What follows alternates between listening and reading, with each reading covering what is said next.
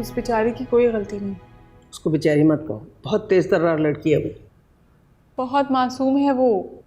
मासूम होती तो बहन से हसद ना करती, झूठ ना बोलती और अबरार के कमरे में इस तरह से बगैर किसी रिश्ते के ना जाती।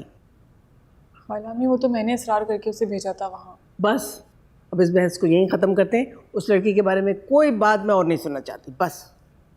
अच्छा ठीक है खाला अम्मी, गुस्सा नहीं कर।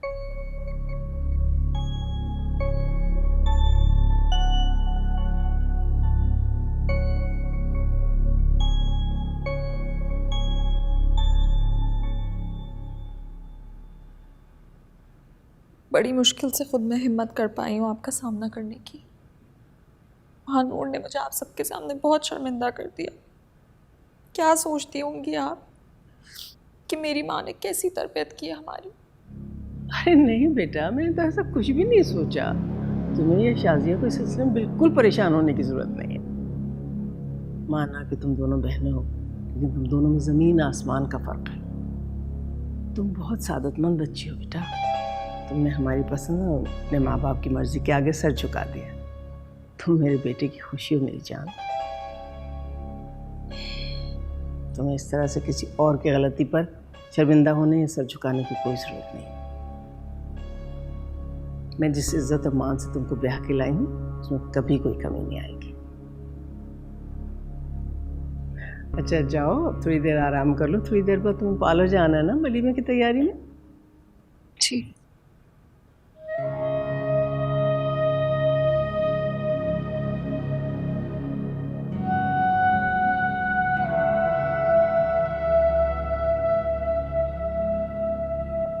नसरीन, आई बाजी।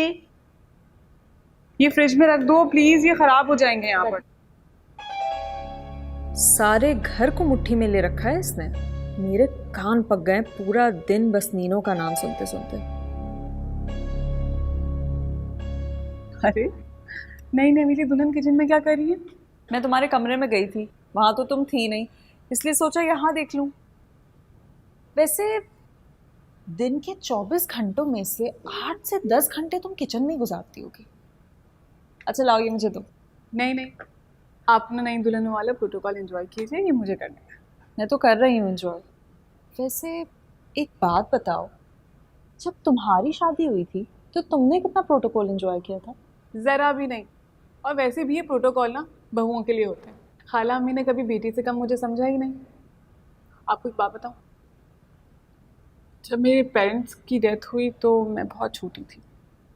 खाला अम्मी की उंगली पकड़ के इस घर में आई, तब से आज तक उन्होंने मुझे कोई कमी महसूस ही नहीं होने दी।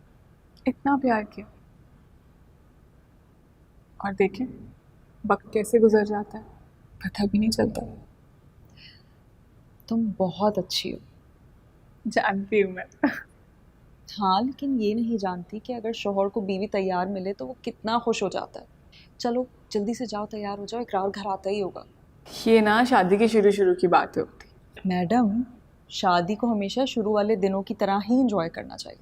चलो तुम उठो, जाओ जल्दी से तैयार हो, ये मैं देख लूंगी। जाओ, चलो ना जल्दी जाओ। अच्छा बस ये बेक होगा।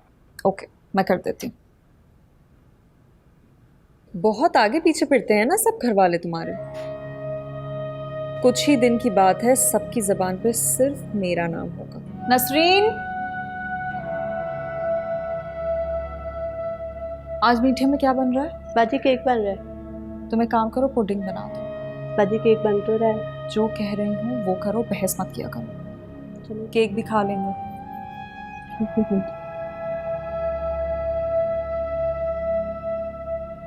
अभी उनको भी संभालना पड़ेगा। अरे तुम तो नई दुल्हन हो, तुम यहाँ क्या कर रहे हो बेटा? नीनू कहाँ है? मैंने उसे तैयार होने भेजा। पहले तो वो अकेले ही घर के कामों में लगी रहती थी, खुद पर ध्यान देने का मौका ही नहीं मिलता था उसे। लेकिन अब मैं आ गई हूँ ना, अब हम मिल बांट कर सारा काम कर लेंगे। शायद बकार आ गया, मैं देखती हूँ।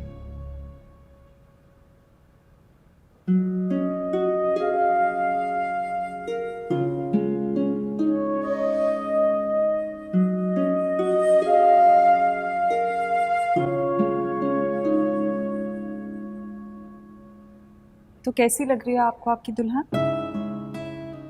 अच्छी तो ये हमेशा ही लगती है, लेकिन लगता है तैयार आज आपके कहने पे हुई है, क्योंकि मेरे लिए तैयार हुए तो इसको एक जमाना हो गया। ओहो, यहाँ तो बड़ी तैयारी श्यारी चल रही है। मीनो तो लग रही है जैसे कोई नई नवेली दुल्हन हो भाई। अब ऐसी भी कोई बात नहीं है, और वैसे भी मेरे पास टाइम होता है तैयार होने का।